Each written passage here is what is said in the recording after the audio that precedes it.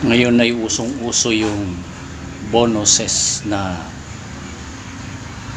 isa sa mga tools na binibigay ni Meta sa ating mga account, at marami na ang na-monetize niyan.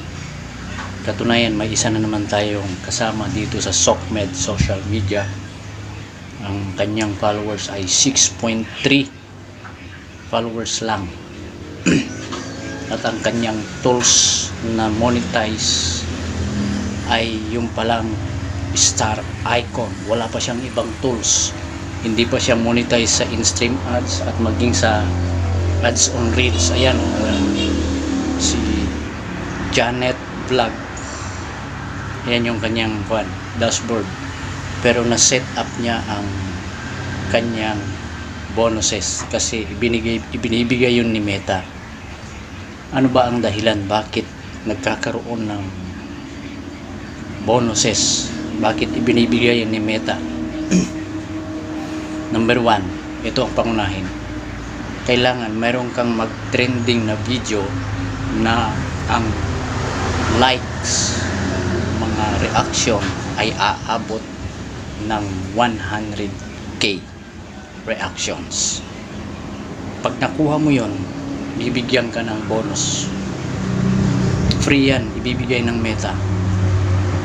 Kaya dapat masigasig tayo sa pag-upload. Kahit sabihin natin na hindi tayo sikat.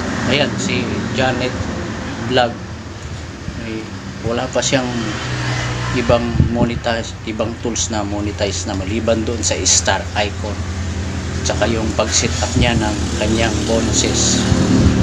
Kaya dapat ay mag-focus tayo sa ating mga video, sarili nating video, tapos gamitin natin lahat ng mga tools na pinapagamit sa Meta ni Meta. Yung live, pwede kang mag-live. Yung long form of video, gawin mo yun.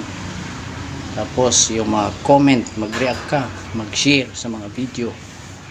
Lahat yun gagawin natin para mabigyan tayo ng mga bonuses. Ako nga wala pang bonuses, pero ginagawa ko lahat para lang magkaroon.